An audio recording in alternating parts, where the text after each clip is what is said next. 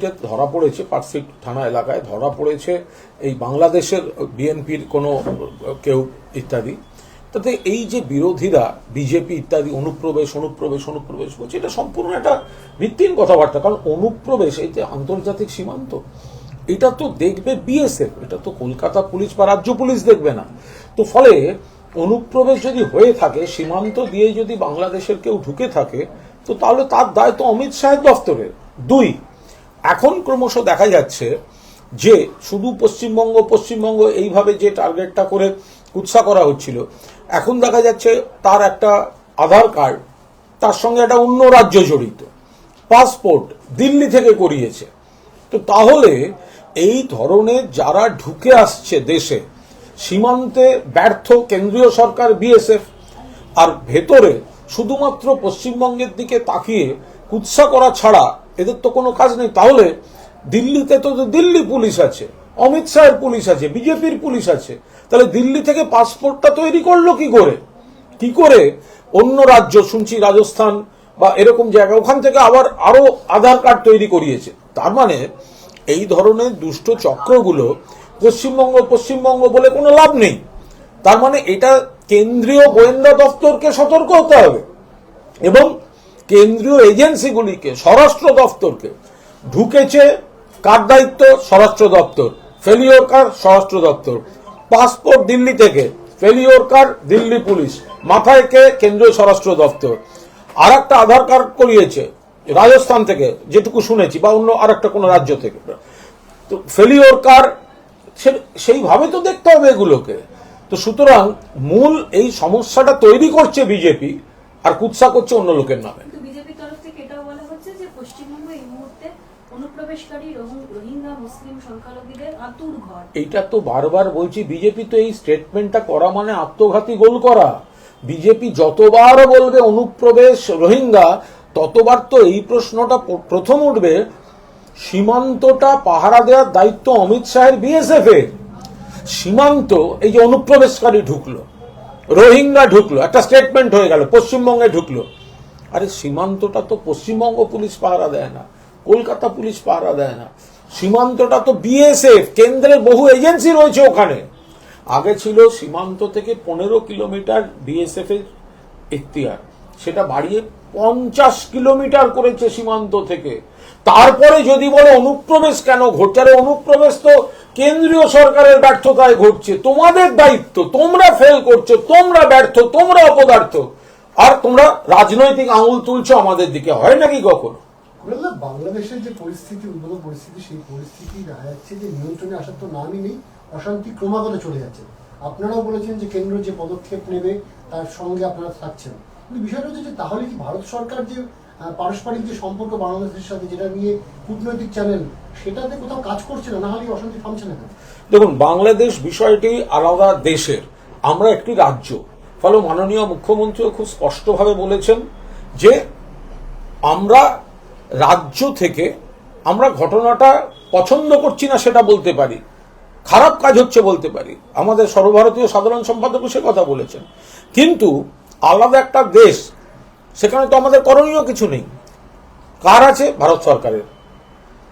আমরা প্রথাগতভাবে, মুখ্যমন্ত্রী বলেছেন যে ভারত এই সব পরিস্থিতিতে, আন্তর্জাতিক এই ধরনের ডিসপিউটের পরিস্থিতিতে কেন্দ্রীয় সরকার যেটা করবে, রাজ্য সরকার তাকেই সমর্থন করবে। কিন্তু যদি লাগাতার এই ধরনের ঘটনা ঘটতে থাকে, তাহলে কেন্দ্রীয় সরকারকে তো যথাযথ কোনো পদক্ষেপ নিতে হবে। তার কারণ বাংলাদেশে সংখ্যালঘুরা যদি আক্রান্ত হতে থাকেন বলে খবর বারবার প্রচারিত হতে থাকে, তাহলে তো এরা এই দেশে, এটা তো বিজেপি রাজনৈতিকভাবে তাদের লাভের জন্য ব্যবহার করছে। অর্থাৎ বাংলাদেশের সংখ্যালঘুদের নিরাপত্তা দেওয়াটা বিজেপির কাছে গুরুত্বপূর্ণ, নাকি বাংলাদেশের সংখ্যালঘুদের উপর আক্রমণটা কাজে লাগিয়ে এখানে সাম্প্রদায়িক মেরুকরণ তৈরি করে হিন্দু আবেগ তৈরি করাটা বিজেপির অগ্রাধিকার? এই বিষয়টাও তো বিশ্লেষণ করে দেখতে হবে। মুখ্যমন্ত্রী যেটা বলেছেন সেটাই আমাদের বক্তব্য, আমরা বাংলাদেশের ব্যাপারে কোনো কথা বলবো না, কেন্দ্রীয় সরকার যা করার করবে, আমরা সমর্থন করব। আরে কিছু তো করবে, তাহলে রোজ এই ধরনের খবরগুলো যদি আসে, আমরা আমাদের সঙ্গে অনেক নানা ধরনের মিল যোগাযোগ, একটা চর্চা, জল্পনা, ভুল খবর, নানা ধরনের একটা প্রভাব চলে আসে। তো যে ধরনের খবর, যে ধরনের ঘটনার কথা, যে ধরনের ভিডিও, যে ধরনের অডিও সোশ্যাল মিডিয়ায় বাংলাদেশ থেকে আসছে, তো কেন্দ্রীয় সরকার সেগুলো বন্ধ করার একটা ইতিবাচক পদক্ষেপ তো নেবে। আমরা এখানে সংসদীয় গণতন্ত্রে মুখ্যমন্ত্রী এতটা সৌজন্য দেখিয়ে বলেছেন যে ওটা খারাপ হচ্ছে, কিন্তু আমাদের কিছু বলার নেই, কারণ আমরা একটা রাজ্য, ওটা একটা দেশ, যা করার দিল্লি করুক আমরা সমর্থন করব। আরে দিল্লি কিছু তো করবে, নইলে রোজ এটা কি করে হতে পারে? সেক্ষেত্রে এই আলোচনাটা চলে আসবে যে দিল্লির প্রায়োরিটি কোনটা, ওইটা থামানো নাকি ওটা ব্যবহার করে এখানকার বিজেপির রাজনৈতিক উদ্দেশ্যে কোনো আবেগকে প্ররোচনা দেয়া। তো আমরা এই ধরনের কোনো মন্তব্য করতে চাই না, কিন্তু মুখ্যমন্ত্রী যেটা বলেছেন, যেমন সংসদীয় গণতন্ত্রে প্রথাগতভাবে কেন্দ্রীয় সরকার যা করে করুক, রাজ্য কিছু করণীয় নেই, কিন্তু কেন্দ্রীয় সরকার কিছু তো করুক, থামাক তো সেটা, দরকার হলে রাজ্যগুলোর মতামত নিক, কিছু তো করুক, কথা বলুক তাদের সঙ্গে। এটা কিভাবে হতে পারে যে রোজ সকাল থেকে এগুলো সোশ্যাল মিডিয়ায় ছড়িয়ে পড়বে, আর আজকালকার দিন ফলে ঘটনা কোনটা ঘটনা কোনটা ঘটনা নয় কিছুই বোঝা যাচ্ছে না, যেগুলো ছড়িয়ে পড়ছে সেগুলো ভাবাবেগে আঘাত করার মতো, তা কেন্দ্র সেগুলো ব্যবস্থা নিক। এই পরিস্থিতিতে আগামীকাল শুভেন্দু অধিকারী পেট্রাপোল সীমান্তে গিয়ে তিনি হুঙ্কার দিচ্ছেন যে পেট্রাপোল সীমান্তকে অচল করে দেবেন। আমি একটা কথা বলি, বিরোধী দলনেতাকে বলবো, পেট্রাপোল সীমান্ত গিয়ে কি করবেন? খুব সমস্যা এটা।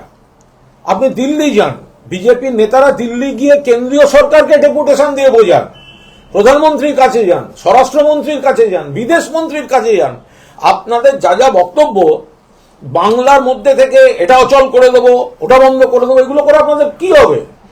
যা যা বীরত্ব দেখাবার দিল্লির দরবারে যান, কারণ বাংলার সরকার, মমতা বন্দ্যোপাধ্যায় মাননীয় মুখ্যমন্ত্রী পরিষ্কার বলে দিয়েছেন, প্রথাগতভাবে আন্তর্জাতিক ইস্যু যা করার কেন্দ্রীয় সরকার করবে আমরা সমর্থন করব। তাহলে আপনারা বিজেপি, তা আপনারা কেন্দ্রকে দিয়ে করান, কে বারণ করেছে? আপনারা কেন্দ্রকে দিয়ে করান। আপনি পেট্রাপোল সীমান্তে ভারতের অংশে, বাংলার অংশে দাঁড়িয়ে অচল করে দেবো, আটকে দেবো, কলকাতা মিছিল করব, যানজট করবো, এটা করে কি লাভ আছে?